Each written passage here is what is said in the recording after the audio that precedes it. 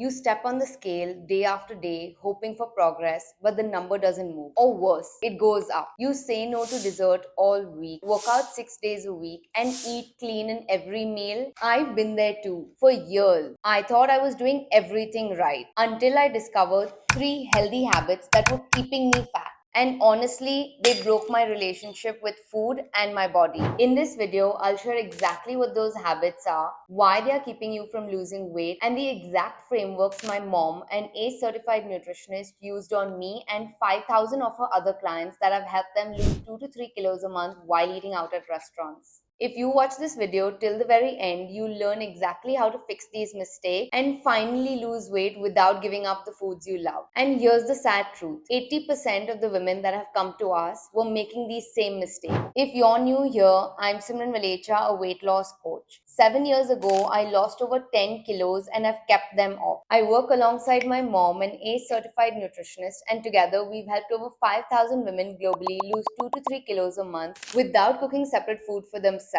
without spending extra on groceries, and without giving up on restaurants or sweets. The last framework I'm going to share in this video is the most controversial advice on the internet that you're going to hear today, but it actually works. The first habit is something all dietitians actually recommend, but it almost ruined my relationship with food. It's one that I had been following for years before I actually lost weight and kept it off. I was eating clean all week. I used to be that person who used to live on cold coffee and sheer willpower all through the week. No sugar, no bread, no snack, just discipline. But what you think is discipline is actually self sabotage. Because come Friday night, that one cheat meal would turn into a cheat weekend for me. And Monday, it was day one of the diet again. The shame, the guilt, I carried the weight heavier than any of the kilos on the weighing scale. Here's why that cycle is a trap. When you restrict yourself mentally all week, your brain rebels. You end up binging, your cravings spike, and your blood sugar crashes. Now, here's a framework my mom shares with all her clients, and that changed everything for me. The balanced plate framework. Build your plate with equal portion of protein, fiber, vitamins and minerals, and carbs. And right in the center, leave space for your favorite indulgence, chocolate, ice cream, or whatever it is that you love. The key is to eat that treat right after you've eaten your meal, before you actually get up from the table. And right after you eat that, put your plate in the kitchen and go brush your teeth. That small change stopped my binge cycle and made my diet a lot more sustainable.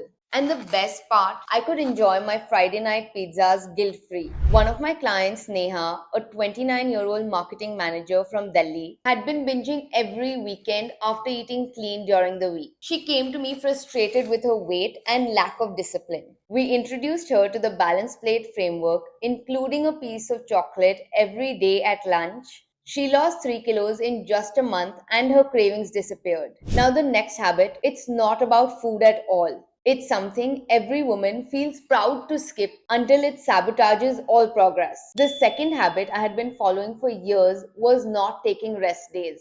Even now, I feel guilty when I skip a workout. For years, I thought working out every single day was the only way to get results. But I learned that rest is essential. Skipping rest days actually backfires by raising your cortisol levels, the stress hormone that causes belly fat. This is exactly how I looked when I was training every day, and this is how I look now when I train 3 to 4 times a week. Overtraining means poor recovery, less muscle, and a slower metabolism. And guilt, it ruins your relationship with food and your body. You're constantly feeling stuck, like you need to work out in the gym to actually deserve the food you eat, and that's not the case. That's why my mom came up with a simple framework to use when I'm confused or sometimes even unsure if I actually need to work out or take a rest day. The rest framework. Ask yourself these 4 questions before deciding if you need to work out or rest. R is for recognize if you're tired or just lazy. Check for the physical cues that your body gives you. Are your muscles actually sore, heavy, or weak? Do your legs feel wobbly after just climbing the stairs or sitting on the pot? Do your arms feel heavy when lifting just your grocery bag? E is to evaluate if your performance is dropping. Did you struggle to carry that laundry basket from the bathroom till the washing machine? If you're unsure, just walk for 10 minutes at home and then take a call.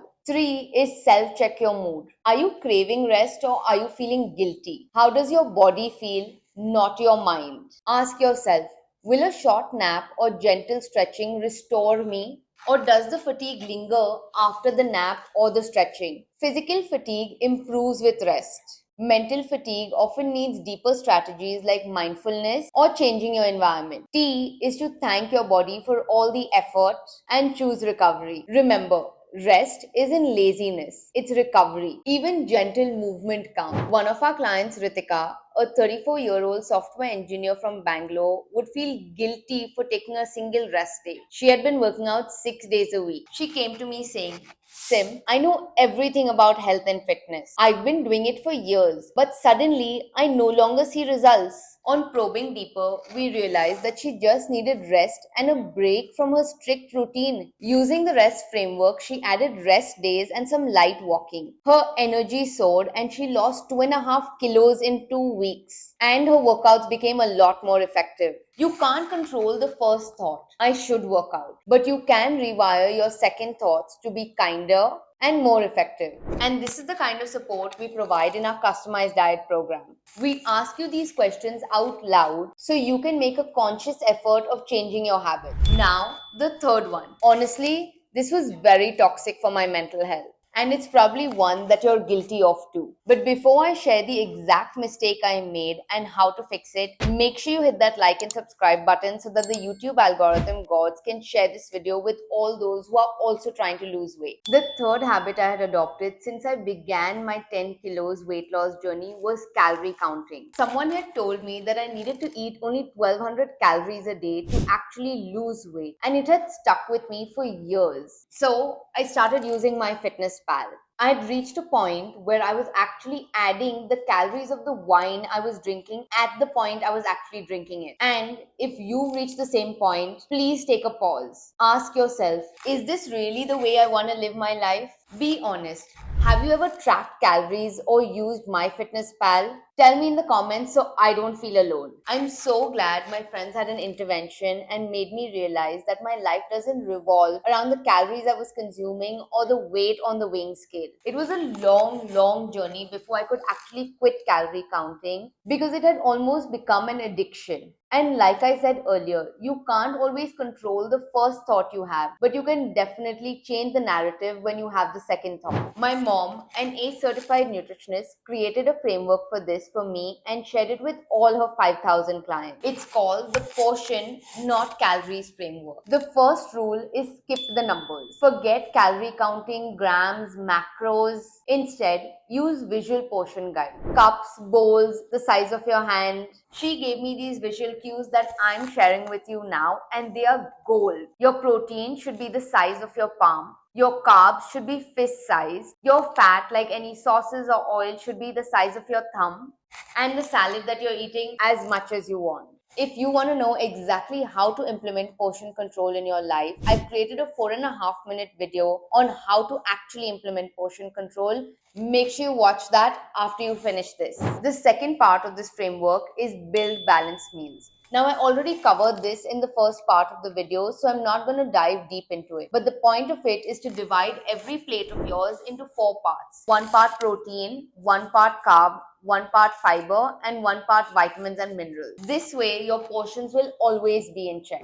The third part of it is focus on your body's signals. Once you've eaten 75% of your plate, ask yourself, am I full or do I have room for more? After years of obsessing over calories, it'll take you some time to actually understand your body and the signals it's giving you. But make a conscious effort and you'll get there. And the fourth part of it is to get support. Ideally, work with a nutritionist like my mom who will give you a simple portion controlled meal plan of the foods that are already available to you. One of my clients, Anita, a 27-year-old content writer in California, had been struggling to lose weight for years. She came and told me that she knew everything that there was to know about weight loss. She had been consuming 1800 calories a day with 120 grams of protein and had been tracking everything in her calorie counting app.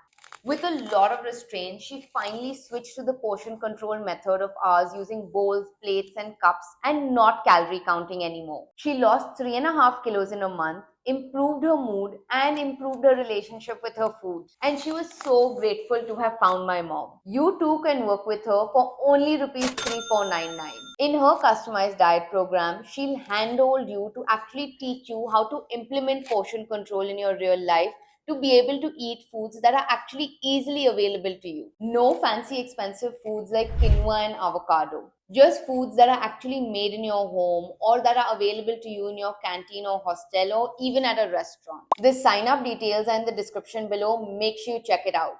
In case you still need to think about it, start by implementing these three frameworks that I've shared with you today. The balanced plate framework, which is equal portions of protein, fiber, carbs, and vitamins and minerals, with whatever extra you want in the center. The rest framework, when you're unsure if you should work out or take a rest day, and portion, not calories framework, where the protein is the size of your palm, your carbs the size of your fist, your fat the size of your thumb, and salads as much as you want. Don't waste time feeling bad if you've made these mistakes. Instead, focus on the next steps and how you will feel and look after following these for the next 60 days. If you found this video helpful, make sure you hit that subscribe button and tune in next week because I'm sharing exactly what I include in my paid diet program. And trust me, most dietitians will hate me for sharing this online. Bye.